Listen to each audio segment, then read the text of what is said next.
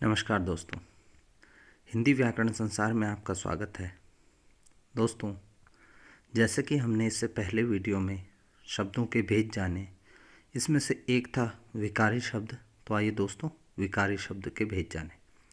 तो दोस्तों, विकारी शब्द उन्हें कहते हैं जो शब्द लिंग काल वचन कारक के अनुसार परिवर्तित हो जाते हैं, तो उन्हें विकारी शब्द कहते हैं। तो विकारी शब्द के 4 भेद होते हैं।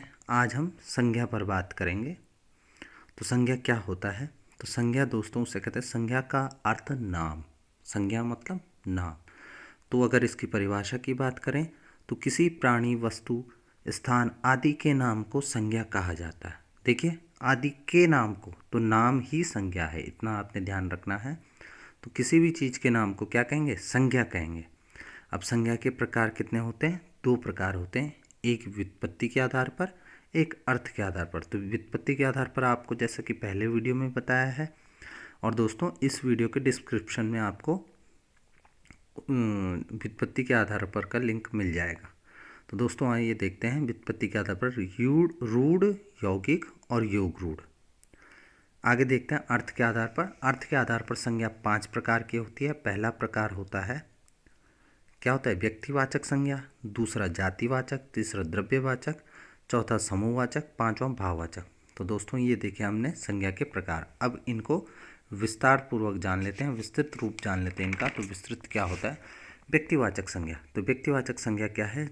व्यक्ति, जैसे कि नाम से ही हमें बोध होता है कि जो संज्ञा किसी व्यक्ति, स्थान, वस्तु का बोध कराती है, व्यक्तिवाचक संज्ञा कहलाती है। मतलब किसी एक चीज़ का बोध कराते, जैसे राम, गंगा, हरिद्वार, ये एक हैं, ठीक है।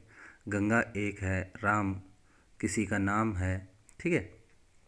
तो ये क्या है? व्यक्तिवाचक संज्ञा। अब आते हैं जातिवाचक संज्ञा।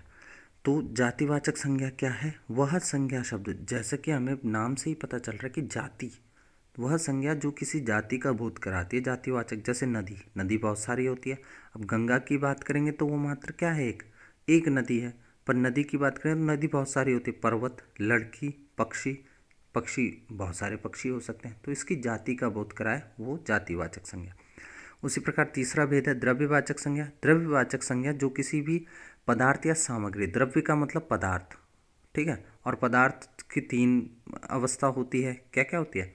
आपने सुना ठोस, द्रव और गैस। द्रव और द्रव्य में यही अंतर है। द्रव्य का मतलब पदार्थ, द्रव का मतलब लिक्विड।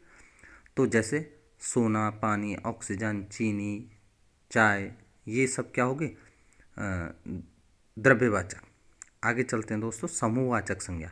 तो समूहवाचक संज्ञा उन शब्दों को कहा जाता है जो शब्द किसी समूह का बोध कराए। समूह मतलब टीम, टीम का बोध कराए या किसी समुदाय का बोध कराए।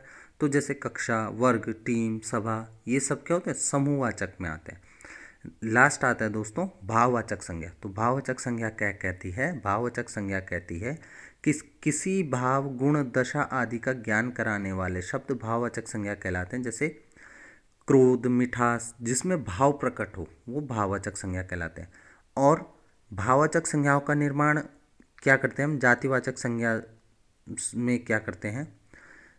जैसे संज्ञा, सर्वनाम, विशेषण, क्रिया आदि में हम क्या करते हैं? आव, त्वा, पन, अन, इमा, ई, ता, हट आदि प्रत्यय जोड़कर किया जाता है। जैसे देखिए दोस्तों, मैंने लिख रखे हैं।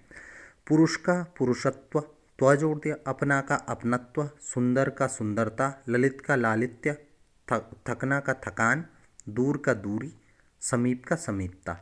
ठीक है दोस्तों, आइए इसमें एक इम्पॉर्टेंट बात रह गई है, वो मैं आपको दिखा देता हूँ। तो वो क्या है दोस्तों? है वो है व्यक्तिवाचक संज्ञा का प्रयोग जातिवाचक संज्ञा के रूप में। कभी कभी ऐसा होता है कि व्यक्तिवाचक संज्ञा का प्रयोग जातिवाचक संज्ञा के रूप में किया जाता है। कैसे? जैसे आज के युग में भी हरिश्चंद्रों की कमी नहीं है। अब हरिश्चंद्र तो सत्यवादी राजा का नाम था, एक किसी का एक का नाम हो सकता है हरिश्चंद्र, परंतु यहाँ पर सत्यवादी लोगों की बात हो रही है, उनकी मतलब पूरी जाति की बात हो रही है कि सत्यवादी लोगों की कमी नहीं है, ठीक है।